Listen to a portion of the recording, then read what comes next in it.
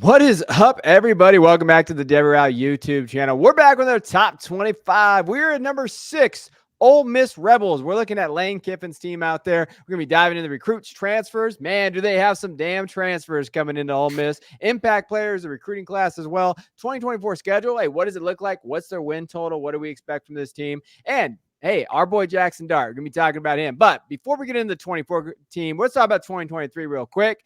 They were 11-2 last year, one of the best records of an Ole Miss program. I mean, Lane Kiffin's got them rolling. We're looking at points per game. They're a top 20 unit. From just a perspective, Jackson Dart elevated himself. He's elevated him to conversation to that 25 class of quarterbacks. He had 3,300 yards passing last year, 23 touchdowns, 5 interceptions. And really, Ole Miss was good, except for against two teams, Alabama and Georgia. I mean, those are the two teams that they've kind of failed to get over the hump with, but they won that Peach Bowl against Penn State in a very, very close game. It was a good game out there against Penn State. And they had one of the best seasons of any team last year. They were very, very solid. And when you're looking at it, it really comes down to why. Well, Lane Kiffin. Lane Kiffin is one of my favorite coaches to watch. He absolutely gave Jackson Dart the reins last year. The big thing going into the season last year, we talked about it last year on this channel. Like, hey, are they going to let him get the reins? Is Jackson Dart going to be able to kind of play and do that? I think he did a better job of that.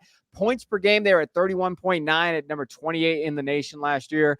When you look at yards per play, they were a top 30 program there. Rushing percentage, they were very, very good with Quinshon Judkins back there at the later end of the season, mid to late. Early, they struggled at offensive line play, but they shored that up. They actually did a very good job there.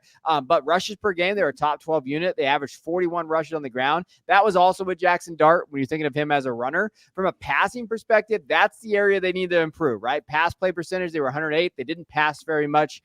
Completion percentage was top 30, though, so they did a good job there. Yards per pass, when they did push the ball down the field, was 9 yards per pass, which ranked them at 12th in the nation. And then passing yards per game, they were at 34. So right there, I mean, they were very solid. They were very, very 50-50 splits in a lot of their offensive areas there. And Jackson Dart's coming back. Now we're going to see that elevation there. Obviously lost Judkins, but this offense is coming around a little bit. So what's your takeaway from this offense heading into 2024? I think they're hoping that this offensive line is a little bit better. They went out to Washington, got a pair of starting guards, which I think should help. That offensive line, it's pretty remarkable that this offense moved the ball as well as it did last year with their inefficiencies on that offensive line. But now when you look at what's around Jackson Dart, and we've talked about Jackson Dart for years on the show. I've loved him since his USC days. Like I think the kid has a lot of talent. We'll see what that means for his NFL prospects. But when you have Juice Wells, you have Trey Harris, and you have Jordan Watkins as your trio of wide receivers, I think you're in pretty good shape. Trey Harris. Yeah. One of the more underrated players, I think, going into the 2025 NFL draft. Just a big play, a big, physical wide receiver that has a little more juice than you expect when you toss on the film. He was fantastic for them last year. I don't expect anything less this year. Ulysses Bentley last year, I think the reason they were like, yeah, we're not going to pay you, Quinshon, is because Bentley was just as efficient as a runner in this offense. They went out, got a couple of transfers. By a couple, I mean more than a couple, to kind of fill out the depth of that running back room. But I like Henry Parrish Jr., man. I think between Ulysses Bentley and Henry Parrish Jr., I think that's a solid 1-2 punch there. So if Jackson Dart can just be as efficient, maybe take a little bit of a step forward with the pieces around him, I think this offense should be as good as it was. It's a Lane Kiffin offense. It's going to be efficient. Yeah. They do some weird things. Not a lot of it's like translatable when you get to the NFL level, but like it works in college, and they're going to run the heck out of the ball. Jackson Dart's going to throw the heck out of the ball. I think they're going to score a lot of points this year. Yeah, they do some weird things there. I think the big get, Antoine Wells, he was an all-SEC receiver. Like, he looked very, very good last year. And then, when you're looking at Caden Prieskorn for the tight end out there, I mean, those guys, he's a very solid tight end as well. Like, they have very, very good pieces here. And I think that continuity on the offensive line is going to be huge for them, right? The returners that they have and the transfer they brought in. I think that's going to help them. As far as losses, all right, Quinshon Judkins, yes, that's a loss just based on what he was able to perform. I mean, as a show, and as we've talked about Quinshon before, I think going into last year, we had said like, hey, Quinshon's a little overrated. I think that, when you're looking at from just a perspective of like value out there and Debbie and all those type of things, if you play college fantasy, last year, his efficiency went down a little bit. He had 1,100 yards, but 271 attempts. So definitely saw those efficiency metrics kind of decline. But it is a loss. I mean, it's something there like, hey, you're losing an 1,100-yard rusher in the SEC, especially from his freshman year. It's there. Kedrick Wisconsin as well, Dayton Wade, Zachary Franklin, Michael Trigg transferred, never really shown out as what he was, what they thought he was going to be at USC. Not a ton of losses. Obviously, Judkins is probably the number one.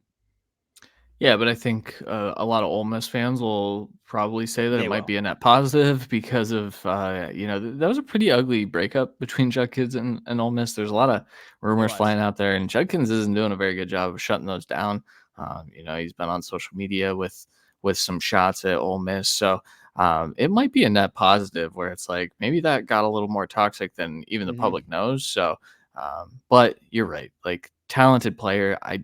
Bentley is not as good as Judkins, even though we do believe that Judkins is a bit overrated. There's a reason that Judkins is probably going to be the number 2 for Ohio State, though. I think Travion Henderson is better than him.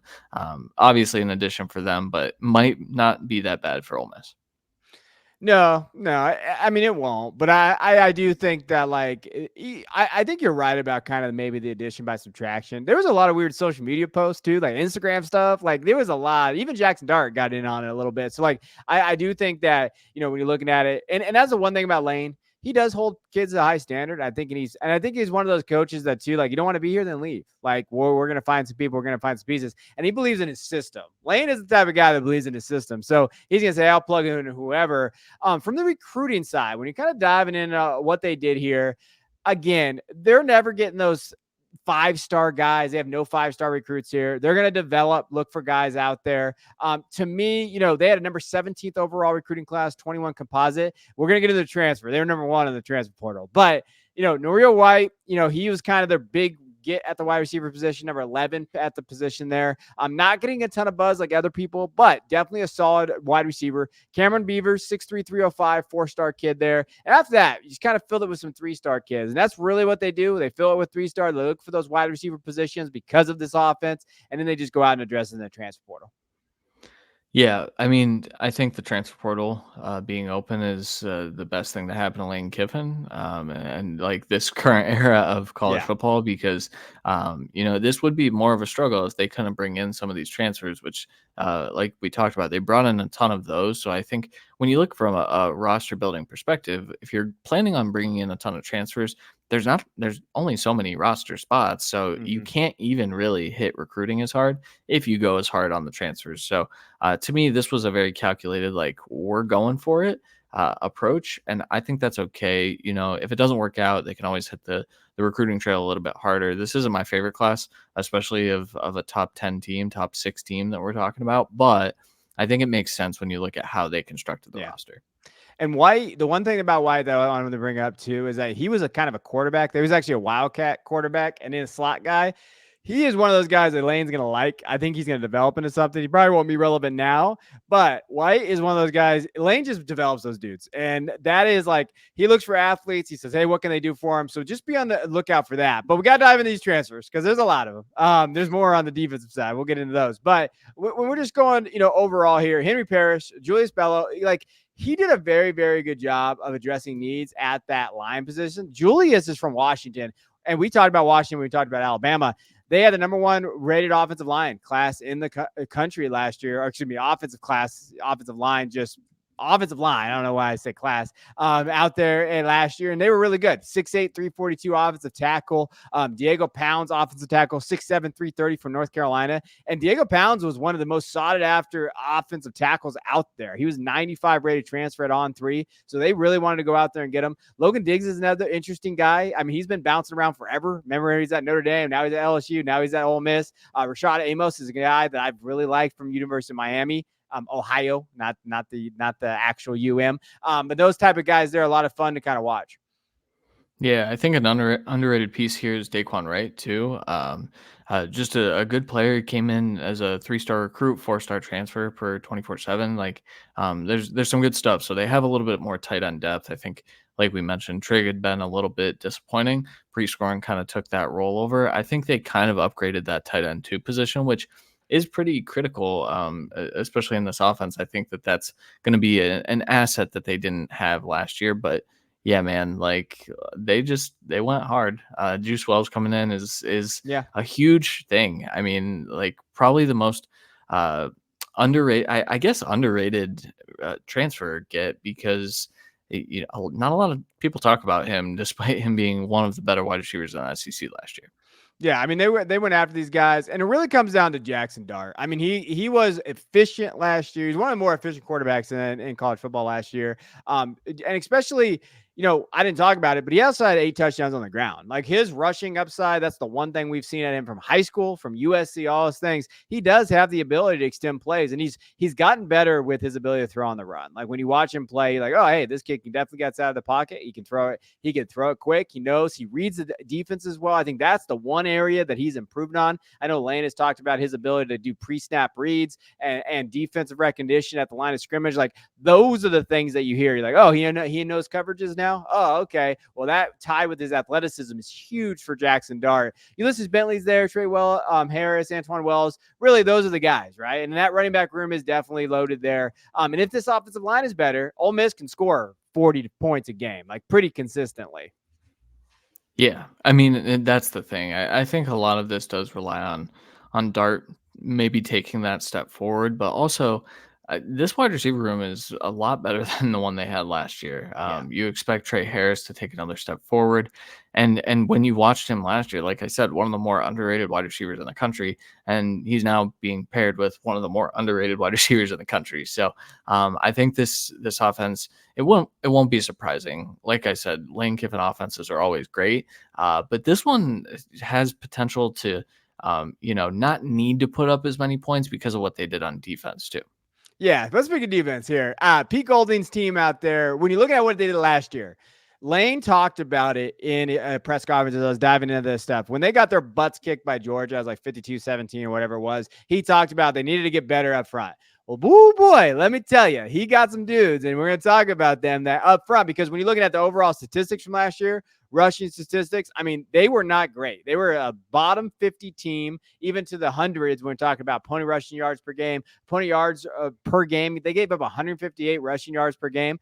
They could not get off the field in third down because of that. Like they were letting teams kind of bully them up front, and that is a big area that they addressed in the transfer portal. And in the recruiting trail, we're going to talk about a kid that I really like. Defensively, as a pass defense, they were okay. They were fine. I mean, they were in kind of that mid-range in the 50 or 60 range, but with the numbers that you look at when you're like, hey, can this team be a elite playoff team that could go compete for an SEC title? You're not going to do that with the numbers they had last year, but they got guys now, and they got dudes in the SEC that are going to compete, and this might be the best defense Lane Kiffin's had since he's been there. I wouldn't even put a might be. Okay. I know we have to see it on the field, but man, like Yeah. you look at the two safeties, Trey Washington, John Saunders Jr., one of the better returning safety tandems in the country.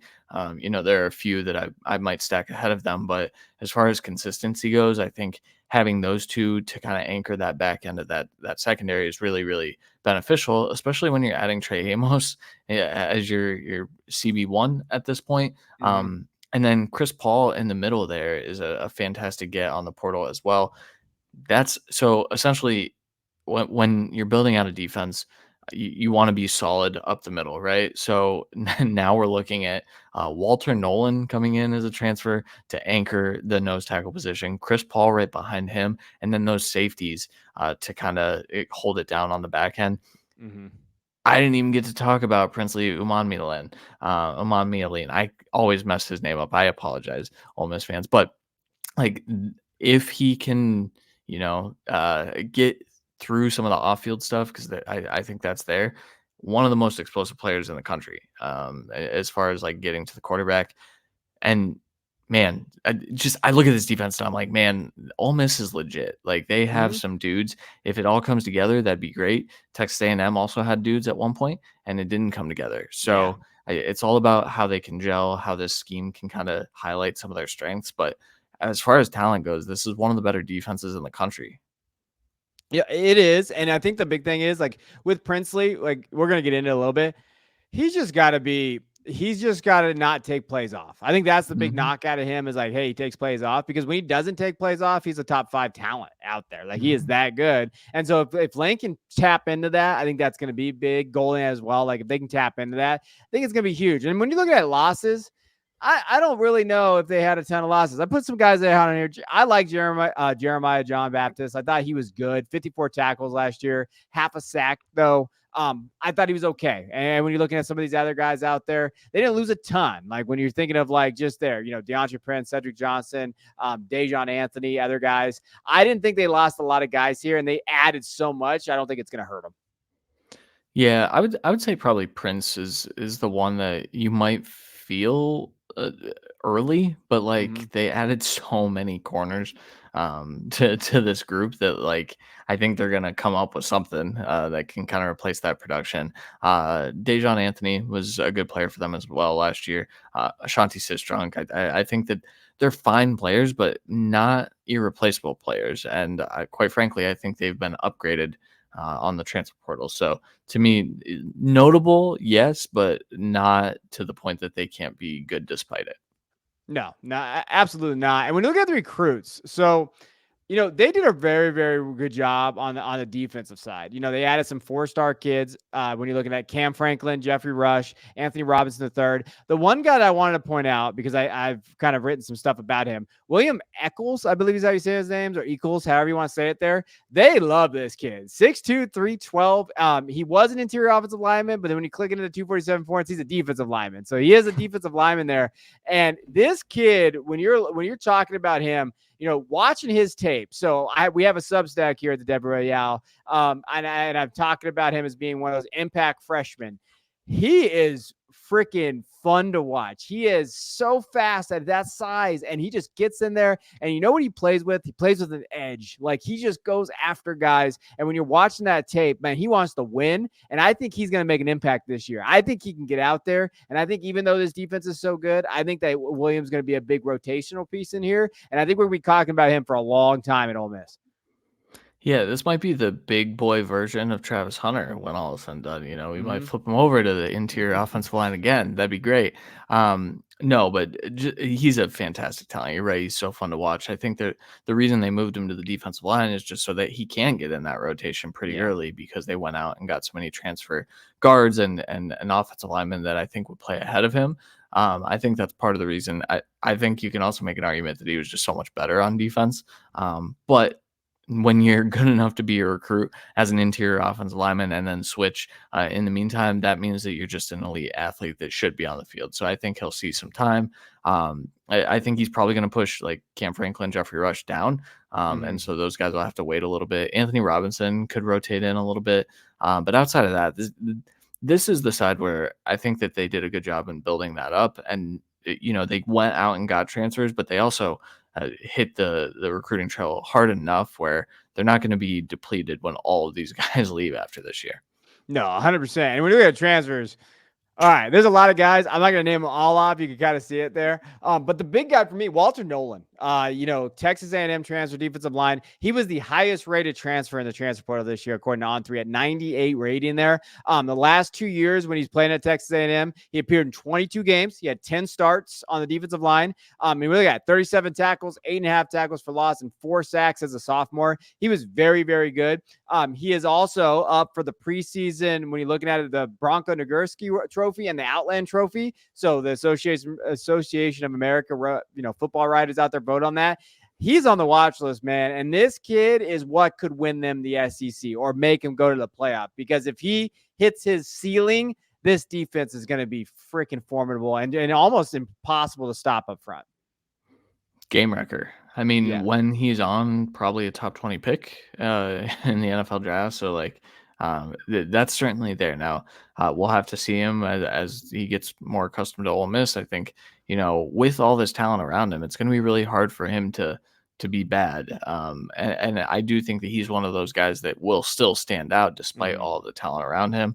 We talked about Princely, but man, like, that duo of transfers is good enough to say this is a good class. And then you just keep going down the list. And it's like, I mentioned Chris Paul, I mentioned Trey Amos, but EM Banks coming over, I think that's a really good get. Isaiah Hamilton's going to be one of their starting corners.